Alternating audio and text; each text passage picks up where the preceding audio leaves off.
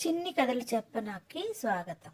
ఈరోజు కథలో ఒక తెలివైన జింక సింహం బారి నుంచి ఎలా తప్పించుకుందో తెలుసుకునే కథ ఇది. ఒక అందమైన పచ్చని అడవి ఉంది. చక్కగా సూర్యుడు ఉదయించాడు. అడవిలోని జంతువులన్నీ మళ్ళీ కొత్త రోజును ప్రారంభించాయి. ఒక చిన్న జింక పిల్ల చెరువు దగ్గరకు వచ్చి నీళ్లు తాగుతుంది. చెట్టు పైన ఒక చిట్టి చిలకమ్మ కూర్చొని చూస్తుంది.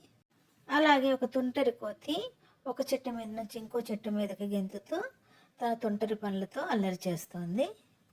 అయితే ఆ దగ్గరలోనే ఒక పొదచాటు నుంచి ఒక సింహము జింకని గమనిస్తుంది.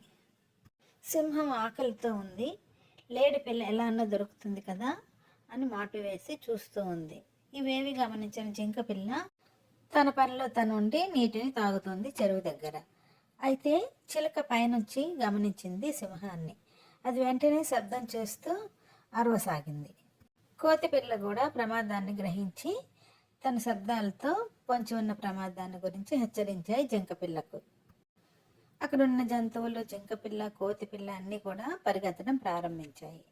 అయితే సింహం ధ్యాస అంతా జింకపిల్ల పైనే ఉంది. జింకపిల్ల వెనక సింహం పరిగెత్తడం ప్రారంభించింది. జింకపిల్ల పరిగెడుతూనే ఆలోచిస్తుంది. తెలివైన జింకపిల్లకి ఒక ఆలోచన వచ్చి ఒక సన్నటి దారి నుండి పరిగెత్తడం ప్రారంభించింది. సింహం మరొక ధ్యాస లేకుండా జింకపిల్ల ఎటువైపు వెళ్తే అటువైపే పరిగెత్తడం ప్రారంభించింది. జింకపిల్ల మనసులో అనుకున్న ఆలోచన ప్రకారము లోతైన గుంత ఉన్న వైపు పరిగెత్తసాగింది. జింకపిల్ల ఒక్క ఉదుటున లోతైన గుంతను దాటి గెంతింది వేరొక వైపు. అయితే ఆకలితో ఉన్న సింహము మతి తప్పి జింకపిల్ల చేస్తున్న పనిని గ్రహించలేక ఒక్క ఉదుటిన గెంతి గుంతలో పడిపోయింది. నీటితో నిండి ఉన్న ఆ గుంత నుంచి బయటకు రాలేకపోయింది సింహము ఎంత ప్రయత్నించినా. మిగిలిన జంతువులన్నీ కూడా అక్కడ చేరుకున్నాయి. సింహం చుట్టూ గెంతుతూ కేరింతలు కొడుతూ ఆట పట్టించసాగాయి. జింక పిల్ల తెలివితేటలకి అన్నీ మెచ్చుకున్నాయి.